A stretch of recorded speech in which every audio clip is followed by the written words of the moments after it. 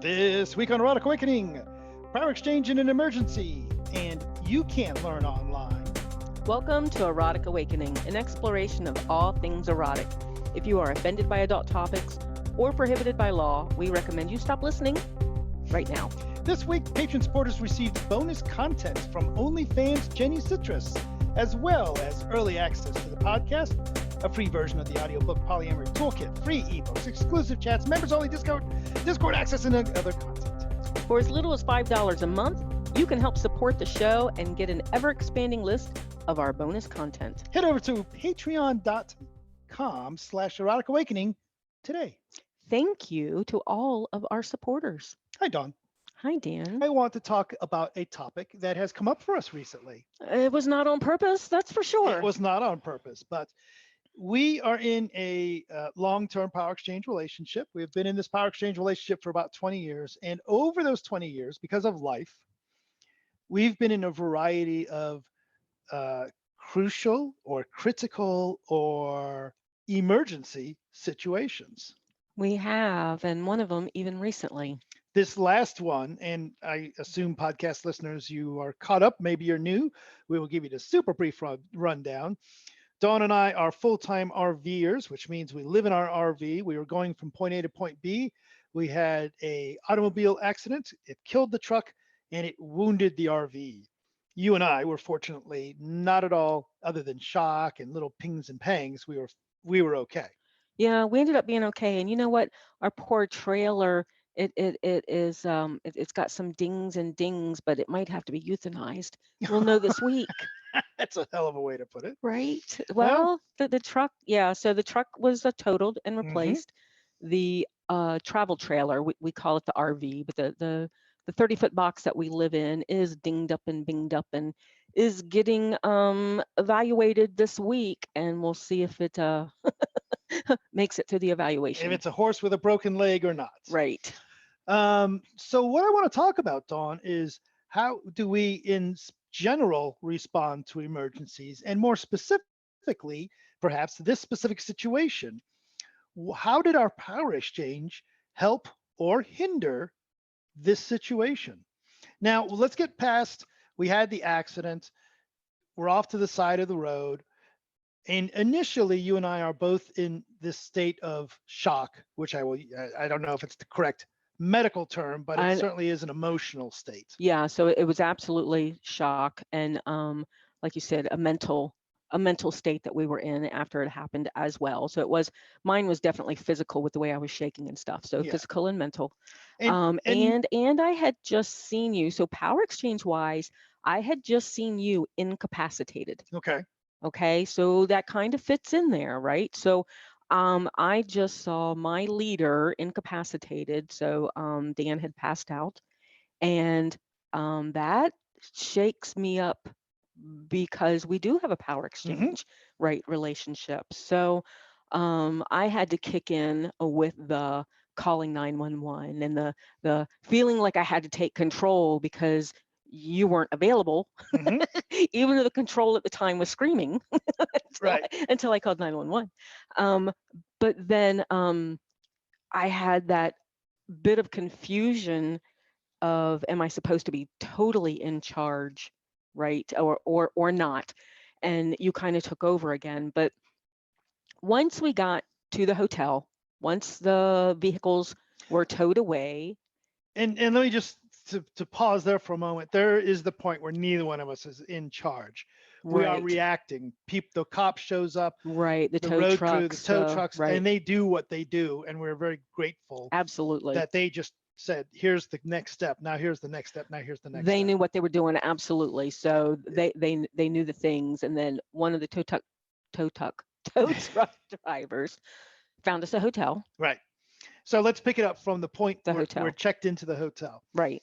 I would say that probably the first decision that I made at that point was that you and I, we knew we were hungry. We wanted to go out for dinner. And we decided, and I said, let's walk to this restaurant, which is a half mile away. Right. But even that wasn't like a command decision. It was like, you know what we should do? I think we should probably do this thing. Um, No, it felt very instinctive when you said that was mhm, the right thing to do. And we did have a little kind of sort of hiccup there, but nothing that we haven't hiccuped over before. It wasn't something new in that Dan had his map out and he's like, "Ooh, Buffalo Wild Wings is over here." And I'm like, "Ooh, but there's no sidewalk. Let's go over here."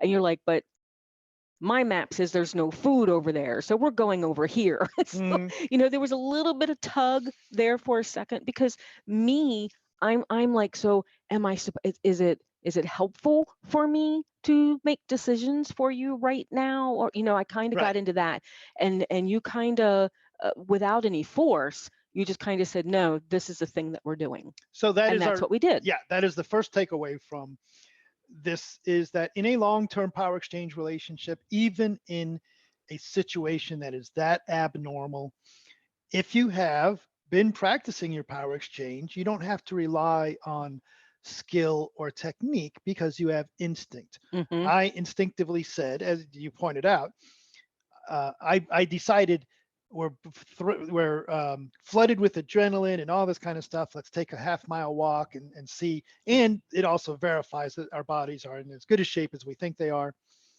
And you instinctively, in your mouse, let's do this, but you just followed instead. Yep. So I followed the leader and that was a really good choice. And then you made more choices later of, you know what, there wasn't a sidewalk. You're right. So let's lift back. So Hmm. you called a lift and we took that the half mile, whatever it was that we walked back to the hotel. Oh, it was half a mile. It's kind of an embarrassing lift drive, but Yeah, but it yeah, was surprisingly, it doesn't. It's not that cheap when you're only going half a mile. That's besides the no, point. no, but it was a road with no Yeah, and sidewalks it and it was was night. It was dark at dark at that that time. point. Absolutely, So it was the right cool. thing to do. No problem there.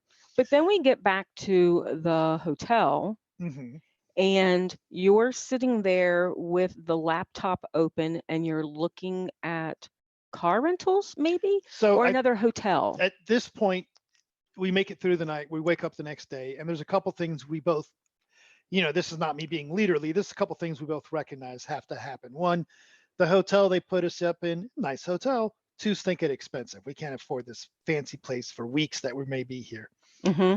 Um, We can't keep, we can't afford Lyft drivers right. every We don't time we want to want to take a go lift every somewhere. time we go somewhere, so we need a car. Right. It's a weekend, so we know that insurance is not going to be doing anything Yep. about anything. So we're kind of stuck for the weekend. So we have to make economic choices Right. for, and so Dan's sitting there with his laptop open, and I kind of remember telling you, I'm like, you know what? I'm what did I say? Something like, I'm leaving you in charge because I don't want to mommy you Uh huh. or something like that. So I don't know when I should speak up. And you're like, no, your job is to take care of me.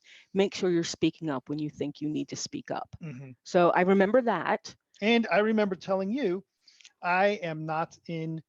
At this point, I was still in some level of shock, and I said, I am not capable of making some decisions right now. I was literally looking at, and Dawn and I have uh, booked hundreds of hotels, Hmm. right? I was looking at the hotel website, Priceline or whatever the hell it was, and just was not capable of saying, well, we should probably have a kitchen. We should have this type, this area. We want to pay this much. It just wasn't happening for me. Just wasn't clicking. And you know, I thought he had was watching you, so I thought you had it all under control and this was your way of dealing with what we had just went through. And oh yeah, because and that's when I said, I'm under the impression you've got this under control. I'm not stepping in. Hmm. And you said, no, step in when you need to. As a matter of fact, Yeah, I am in a spot where I cannot make these decisions. And I do not want you making these decisions. We have people. right. The trick for me is I didn't want to join. I didn't want to add to Dawn's burden, who is also recovering from this accident. So, like you said, I have a couple other followers that, and this will That be, have skill. they have skills, right? So I utilize those skills. As a side note, it ends up being beneficial in the way that I take care of those followers Right. because both of them, I think if I had said, I need you here I think either one of them and both of them would have found a way to make that happen. I didn't need them here. I needed, though, their skill set to help me with certain things. And it helped them to, I believe, feel like they were part of us, part of our situation in helping out by in one person taking care of the hotel, another person taking care of the car. Yeah. So, and I think that was great because a lot of times we're like, oh, no, no, no, we don't want to burden you. We don't want to, Yeah. when friends ask or partners ask or whatever, we're like, no, no, we've got it. We don't want to bother you. But I could feel that energy from them. And I'm betting you absolutely, right, could feel that energy from them of, I want to help. What can I Yeah. do? I want to help. What can I do? I'm so far away. I don't know what I can do. And you're like, you know what you can do? You can do this. And you were very clear. This is what I want. Take care of it. Yeah. And the other one, this is what I want. Take care of it. Don't ask me questions. Here's Yeah. the parameters. Exactly. I can't answer your questions. I'm not in that space. Right. So one of the things that we hear on occasion, and you and I have both said 1,000 times, we're not fans of this. I will say it again. In times of emergency, in times of great stress, for us, dropping the power exchange so that we can make a decision has not been a beneficial thing. It's never worked for us. Yeah, and I certainly know many people that say they've done it and that they do it, and good for them. I will continue to not recommend it. It's our foundation. We were able to rely on it. You know what I mean? We were able to rely on that power exchange as our foundation to be able to move forward, even though we're both in shock. We're Hmm. both not thinking very clearly. We're both not. So, but the instincts popped in. Yeah, And I understand a lot of this comes with experience, right? But if you keep removing that foundation, how are you getting the experience to get through these emergencies right. and things like that? So it really worked for us. I had a little bit, and I'm going to be honest, I had a little bit of fear that I was going to have to take charge, and I can take Hmm. charge. Yep. I do have the ability. It is not my happy place, but if you had not been able to do that at all, and let's say you didn't have other followers that could do it, I would have jumped in, or we would have Sure. worked together as peers to make it work, or whatever. We would have made it work. But this kept us both we stayed very firm in our spots, and it made it so much easier. The funny thing is, you use the term, I don't want to mommy you, but I have no doubt that you could have gone into what people commonly call mom mode, right? Like when one of your kids has an accident, right? You Hmm. easily can shut down your emotions, you make the tough choices, you get into the hospital, right? And you do all the things that you need to How do. do you think I was able to call 911 and all that stuff? I could have stayed in the back seat and just been a basket case, Sure. right? No, man. Yeah, you're right. But I call it mom mode. But the problem with that is you're still experiencing all the things. You're just putting your emotional response on hold. Hmm. And that's what I wanted to avoid with putting you in charge of all these things. Now, time goes by. That day, I had a nice nap. And then I got to tell you, I'm comfortable being back. I feel like myself again. Hmm. One of the things that we have come to realize as we've continued to go through the various challenges that we have is that From this accident, the from this challenges, or in general. in general, the different things. Um, oh, I'm gonna have to edit this fucker. I just lost my train of thought. I'm sorry. You didn't do it. I was stalling to get there. Emergency stuff. You got anything you want to jump in? No, because I was following. So as we continue along the path, right, we find out we interact with insurance. Now the fun part is, in the midst of all this, you happen to be studying for a particular test, and you have a Oh, due yeah. date for that test. So there's no now we could have put that on hold, but we said nope. Let's not put it on hold. Let's strive forward. So, yeah, I had a group fitness instructor exam that was scheduled in where we were going to be before Hmm. the accident. Right.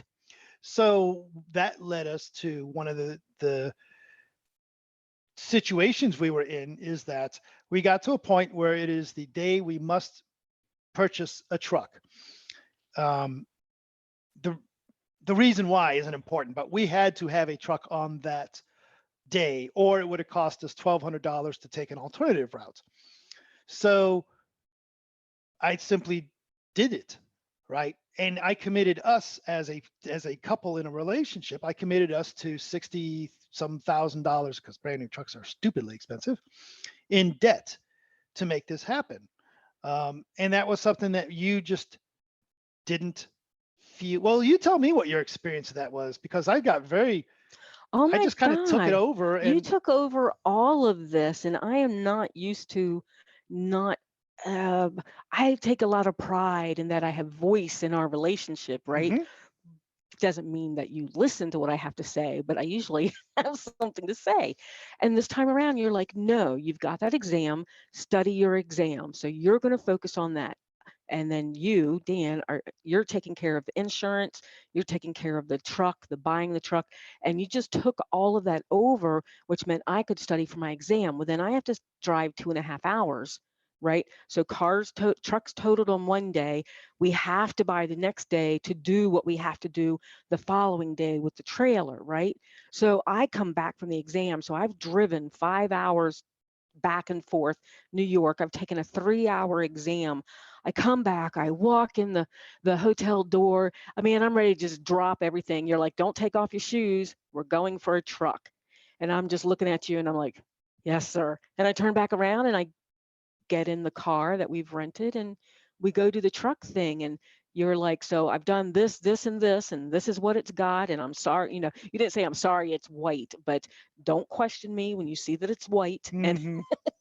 because that was not the color of vehicle we wanted, but color doesn't really matter. We need something with the power to tow our Right. little house on wheels. So, yeah, so you took care of all of that. And usually I have a lot of what about. And this time I just, it just lets you be in charge, right? And that's something, we just, because we've got practice. Mm-hmm.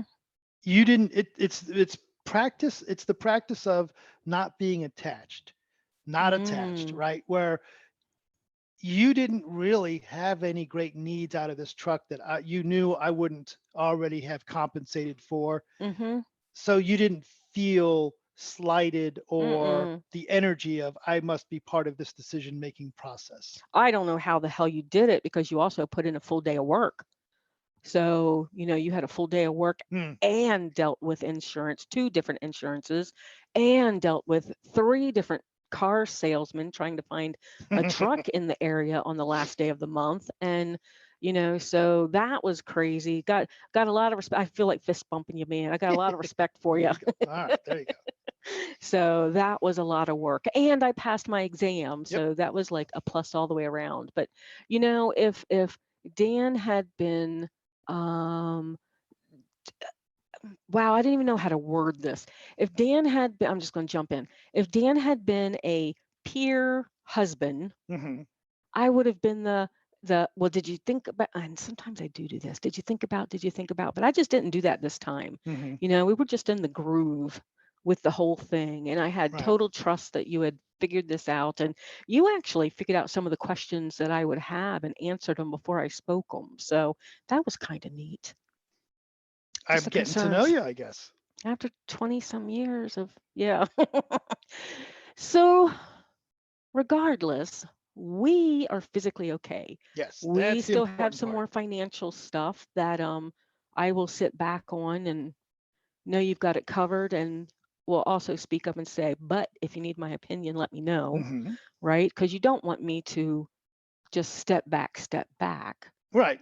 Correct. So, No, and we are very good at, you don't need my permission to have an opinion. You don't need my permission to speak up and say, did you think about this?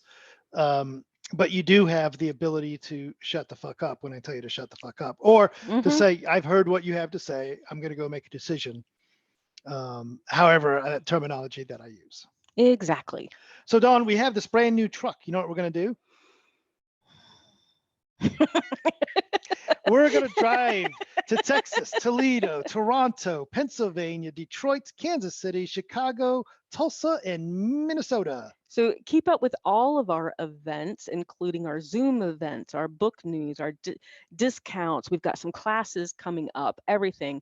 Keep track through the Erotic Awakening newsletter. And get your EA shoutouts like Roxanne from California, Kitty from Ohio, Cigar Jean from Kansas. We know who Cigar Jean is Well, from Kansas. So you really do. And Phil from DC. Oh, that's Cigar Jean from Kansas. That's Cigar Jean from Kansas. So, and Phil from DC. So head over to eroticawakening.com and subscribe today. So Dawn, just to wrap this thing up, you are going to start teaching a bunch of stuff online. I am. On Zoom because you enjoy that. But what skills can you not learn online regarding BDSM? What's the first thing that comes to mind? Regarding BDSM? Yep. First thing that comes to mind. I don't know. Nothing comes to mind. It's tricky. I mean, it would be tricky to like teach flogging, but you can still teach flogging. You can still teach hands-on stuff, right? It'd be tricky for like knife play pops into my head, but you can still do that. I mean, even if you go to a class, you're watching a demo in front of you. How's it different between in person and on Zoom? I'm going to suggest that the first thing that comes to my mind, the first 12 things I thought, no, I guess you could do that. But hypno kink is something that you can learn online. Oh, God damn it, you could learn online. I don't know. I'm going to say, haven't you been? Yes, I have, now that you mentioned it. I have bottomed for hypnosis online, and a lot of people are willing to do that. So this is our question of the day, listeners. What BDSM skills can you not learn online? I have a feeling if our thoughts on it are any indicator, there won't be a lot of answers to this one. So you can find the question of the day thread on our Discord, which you can find a link to on eroticawakening.com. No tentacles, no food on boobs. Actually, there is on our Discord channel. I just didn't throw them on here yet. So I'm sure it's Minotaurus and Trevere and Enigma. And yes. Well, you guys keep sending them, guys. Indeed. We do look at them. We are going to update the list with all those great Discord post pics that you posted and share them with everyone.